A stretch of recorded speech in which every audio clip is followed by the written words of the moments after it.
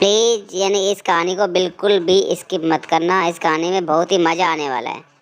थी, इसीलिए हमेशा ही खुले में शौच करने के लिए आती थी। रेखा की शादी सूरज से हो जाती है। रेखा की शादी मंदिर में करवा देते हैं उसके पापा, क्योंकि रेखा के पापा एक किसान थे और काफी गरीब थे।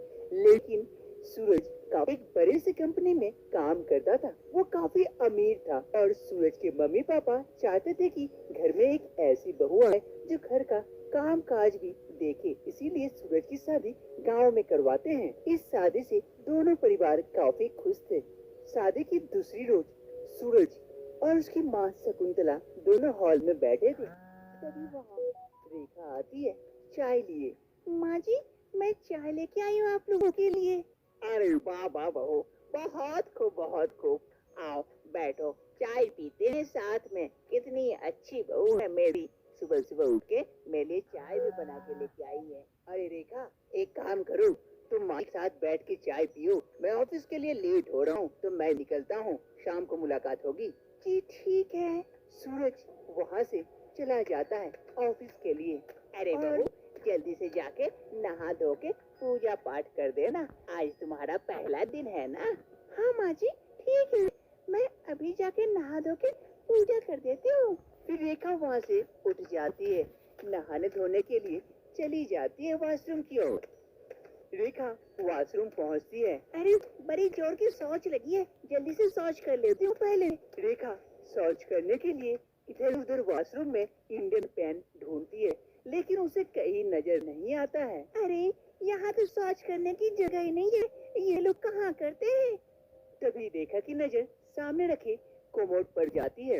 अरे ये क्या है, लगता है इसी डब्बे में शौच करते होंगे हम लोग। फिर रेखा जाकर कोमोड में बैठ जाती है शौच करने के लिए, लेकिन उसे कोई फीलिंग नहीं आती है और वो शौच नहीं कर पाती है।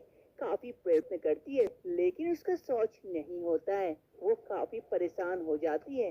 अरे अब मैं क्या करूं, इस डब्बे में तो मेरे शौच नहीं हो रहा है। मुझे तो खुले में शौच करने की आदत है। अब मैं क्या करूं, कैसे करूं शौच। रेखा शौच नहीं कर पाती है। फिर नहा धो के वो निकल जाती है वॉशरूम से। रेखा किचन में खाना बना रही होती है, तभी अचानक से उसे शौच लग जाती है। अरे मुझे शौच आ गई, अब मैं क्या करूं। मैं तो वॉशरूम में, मेरी शौच नहीं हो रही है उस डब्बे में। अब मैं क्या करूं, बाहर खुले में करने की आदत है, यहाँ तो कहीं जा भी नहीं सकती। अब मैं क्या करूं। तभी रेखा की सासू माँ शकुंतला वहाँ पहुँचती है। अरे बहू, अरे बहू, क्या बना रही हो, अभी तक खाना नहीं हुआ। तुम्हारे ससुर जी अभी तक इंतजार कर रहे हैं खाने का, काफी भूख लगी है, जरा जल्दी से बना के बाहर लेके आ। हाँ हाँ माँ जी, अभी हो गया, अभी लेके आती हूँ। आप चलिए बैठिए, मैं आती हूँ। रेखा की सास वहाँ से चली जाती है, लेकिन रेखा काफी परेशानी में पड़ जाती है। उसे आई थी बड़ी जोर की सोच। अरे अब मैं क्या करूँ, मुझे खाना भी लेके जाना है और बड़ी जोर की सोच भी लगी है। मैं इस सोच को रोक नहीं पा रही हूँ, अब मैं क्या करूँ। तभी अचानक से रेखा की नजर कुछ डब्बों पर पड़ती है जो डब्बे रखे हुए थे।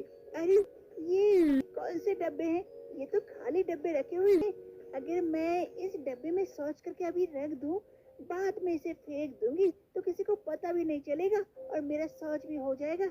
यही करती हूँ अभी, और तो कोई दूसरा चारा नहीं है मेरे पास। रेखा को और कुछ समझ में नहीं आता है। रेखा उन डब्बों में से एक डब्बा लेके आती है और उसमें शौच करने के लिए बैठ जाती है और कुछ ही समय में शौच करने के बाद उस डब्बे को उसी जगह पर रख देती है जहाँ रखा हुआ था।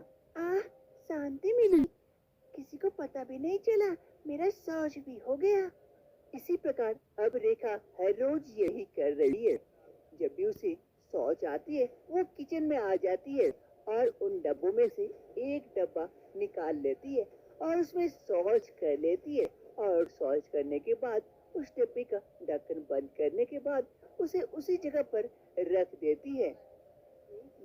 रेखा के ससुर रघुनाथ जी के दो दोस्त आते हैं, कमलेश जी और श्याम प्रसाद।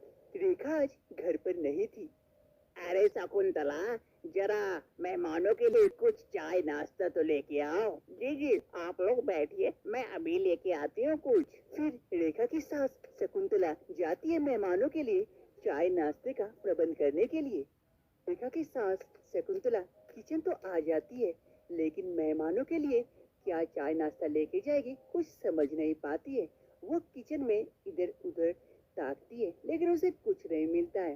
तभी उसकी नजर अचानक से उन डब्बों पर जाती है जो रेखा ने रखे थे।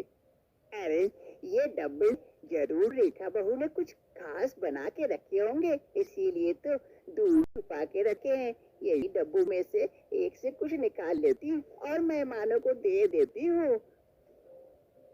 रेखा की सास शकुंतला उन डब्बों को निकालने की कोशिश करती है, लेकिन उनका हाथ सही से नहीं पहुंच पाता है। "उम, आह, मैं तो पहुंच नहीं पा रही हूँ। आह, आह, आह।" ऐसे ही करते करते रेखा की सास शकुंतला का हाथ एक डब्बे पर जाता है और वो फिसल जाती है और वो नीचे गिर पड़ती है और डब्बा भी ऊपर से नीचे गिर पड़ता है। उसके ऊपर डब्बा तो खुल जाता है और उसके अंदर का जो भी सामान था सारा रेखा की सास शकुंतला के ऊपर गिर पड़ता है। मैं तो गिर गई। अरे, ये चिपचिपा चिपचिपा पीला पीला क्या है? जरा चख के देखती हूँ बहू ने क्या बनाए हैं। आह, ये तो कुछ सौंठ जैसा महक रहा है। कहीं बहू ने शौच करके तो नहीं रख दी? आह, छी छी छी छी छी छी, मैं तो अशुद्ध हो गई। मुझे तो अब गंगा नहाना पड़ेगा। हाय राम, ये क्या कर दी बहू ने? अजी सुनते हो जी? सुनो सुनो, देखो क्या हो गया। रेखा और सूरज दोनों बाहर गए थे, वो लोग भी घर हो जाते हैं और शकुंतला की आवाज सुनकर वो दोनों भी दौड़े दौड़े किचन की ओर आते हैं और उसके पापा भी दौड़े दौड़े किचन में आते हैं। सभी कोई किचन में आकर देखते हैं कि शकुंतला गिरी पड़ी है और चारों तरफ शौच बिखरा पड़ा है। ये देखकर तुरंत रघुनाथ जी कहते हैं, अरे भाग्यवान, ये क्या कर दी तुमने? तो किचन में ही शौच कर दी। जी जी जी, कितना गंदी है, कितना महक रहा है भाग्यवान। ए जी, ये मैं नहीं की हूँ, ये तो बहू का कारनामा है। वो देखो ऊपर में जो डब्बे रखे हैं उसमें शौच कर करके रखी है। मैं तो डब्बा उतारने गई थी और गिर पड़ी और शौच मेरे ऊपर गिर पड़ी। जी जी जी, मुझे घिन आ रही है। छी बहू, ऐसा क्यों की तू? सभी कोई रेखा की तरफ गंदे नजरों से देख रहे थे, उस पर दोष लगा रहे थे कि आखिर उसने ऐसा क्यों की। रेखा को काफी शर्मिंदगी महसूस होती है। फिर रेखा इस बात को और छुपा नहीं पाती है और सबको सच बता देती है कि उसे किस तरह से शौच करने में दिक्कत होती थी, जिस कारण उसे ये सहारा लेना पड़ा। अरे बहू, पहले बता देती तो आज मेरी हालत ऐसी ना होती। जी जी जी जी, पहले बता देती तो तुम्हारे लिए मैं इंडियन पेन बैठा देती। बेटा सूरज, कल ही तू मिस्त्री से बात करके तू इंडियन पेन बैठा दे, नहीं तो मेरी हालत और भी बुरी हो जाएगी।